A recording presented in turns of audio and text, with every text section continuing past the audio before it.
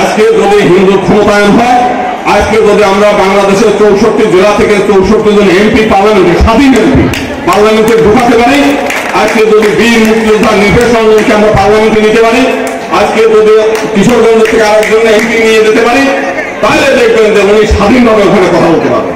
আজকে যে পাকিস্তানকে আমরা ঘৃণা করি, অত্যন্ত ঘৃণা করি, সেই পাকিস্তানের এমপি আপনি গুগল সার্চে পাবেন, যে চিৎকার করে পাকিস্তানের পার্লামেন্টের টেবিল থাপড়ায় তারা কথা বলতে পারে, এবং মানে একটা কিছু ঘটলে তোলপা তৈরি হয়ে যায়।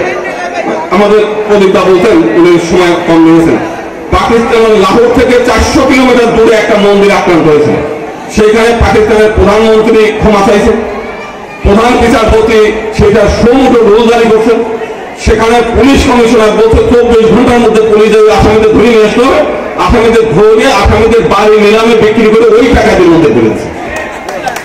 তাই পাকিস্তানের মতো একটা বড় বড় দেশে যদি এই হইতে পারে, আমরা যারা স্বাধীন দেশ দাবি করি তাদের এটা হচ্ছে না হওয়ার পিছনে কারণটা হলো আমরা নিজেরা যে এমপি গুলো পাই, এইগুলো এক একটা চাটুকার, এক একটা চামচা, এক একটা হচ্ছে সমাজের জন্য ক্ষতিকর। ওই যে আমার এক দাদা বলছে যে রমেন মল্ল, সে যাই বলছে আমার পরিবারে একটা মেয়ে চলে গেছে, তার উদ্দেশ্য থাকে ওই বাড়ির মেয়েটাকে দরকারে ওরে বধ করে আমার মেয়েটাকে ফেরত আনা। সে আরো গুণগান করছে, বলতেছে যে এই এমপি সাহেব হলো মানে এতই অসাম্প্রদায়িক যে আমার বাড়ির মেয়ে নিয়ে চলে গেছে। আরে বাবা, তোর মেয়েদের নিয়ে গেলে তুই কি করছিস? ধন্যবাদ। অতএব যারা আমরা হিন্দুরা, প্রথমে বলি আমরা কিন্তু হিন্দু মহল গঠন করেছি তথাকথিত অসাম্প্রদায়িক হওয়ার জন্য। আগে প্রথমে হিন্দু বাঁচাতে হবে। এই দেশ যদি হিন্দু না থাকে, এই ময়মনসিংহ শহরের রাস্তা দিয়ে যদি সোনা হীরা দিয়ে বিছানো থাকে, আপনার আমার কোনো লাভ আছে? তাহলে প্রথম কথা হচ্ছে এই বাংলাদেশ যতই এই ধরনের আফগানিস্তান, এখন যদি আফগানিস্তান একটা ধর্মনিরপেক্ষ রাষ্ট্র ঘোষণা করে, কোন হিন্দু লাভ আছে? হিন্দু তো বিলুপ্ত হয়ে গেছে। ইরান যদি এখন একটা কি বলে সেকুলার রাষ্ট্র ঘোষণা করে, কোনো দরকার আছে? কোনো লাভ নেই। আগে হিন্দু থাকতে হবে। সেই জন্য প্রথম কথা আছে এই দেশের মানে কি বলে ধর্মনিরপেক্ষ হোক বা না হোক, ওতে আমাদের দরকার নেই। হিন্দু কিভাবে রক্ষা হবে, প্রথম কথা হচ্ছে এইটা। আমি স্বয়নের সময় নিশ্চিত আগ্রহে হিন্দু, প্রথমে হিন্দু, সকালে হিন্দু, দুপুরে হিন্দু, রাতে হিন্দু, সারাদিন হিন্দু, হিন্দু বাইরে কিছু না। যদি আমাকে বলতে ভাই আপনি আগে মানুষ না আগে হিন্দু, আমি বলে আগে হিন্দু মানুষ করে মন সত্য করে। বিষয় হচ্ছে যে আমার সমাজ, আমার ধর্ম রক্ষা করতে হবে। এইটা প্রথম, এইটা করতেই হবে। যদি এটা না করতে পারে তাহলে কোনো অবস্থাতেই এই হিন্দু সমাজ রক্ষা করা যাবে না। যে কাজটা আমাদের ভগবান আমাদেরকে যে নির্দেশ দিয়েছে, আমরা সেই নির্দেশ পালন করে যাই। আমাদের এই নির্দেশ না পালনের কারণে একটা এই জিনিসগুলো হচ্ছে। আমাদের পাঠ্যপুস্তকে আমাদের ছেলে মেয়েদেরকে ইসলাম পালনে বাধ্য করতেছে, আমরা কিন্তু এর বিরুদ্ধে কোনো প্রতিবাদ করিনি, সত্যিকার ভাবে করিনি, আমিও করিনি। এটা আমাদের জন্য একটা দুর্ভাগ্য, অশনি সংকেত। একটা কিছু হইলেই সেটা প্রতিবাদ করতে হবে। আজকে ডিজিটাল নিরাপত্তা আইন নামে একটা আইন করছে, অন্তত 150-র উপরে হিন্দু যুবক প্রত্যেকে। আমি এই দিনে একটা মামলা করতে গেছি, সেই মামলার মধ্যে সে পর্যন্ত ওইখানে কি বলে ওই ল্যাব টেস্ট আর কি, ফরেন্সিক ল্যাবে বলছে যে আমার কাছে বলছে যে আমি একটা ওই আদের কথা সেগুলো শেয়ার করছি এবং কমেন্টস করছি।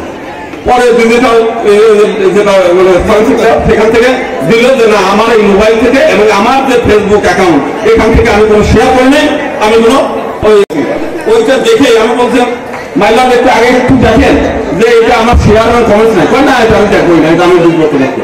তাই একজন জজ চেয়ারে বসে যদি বিচার করতে গিয়ে বিব্রত বোঝায়, তার মধ্যে ধর্মটাই যদি বেশি থাকে, তাহলে কেমন ধরনের জজটা আমাদের এই হাইকোর্ট জজ কোর্টে রয়ে গেছে, যদিও অন্য একটা কোর্ট জামিন দিয়েছে সেদিন।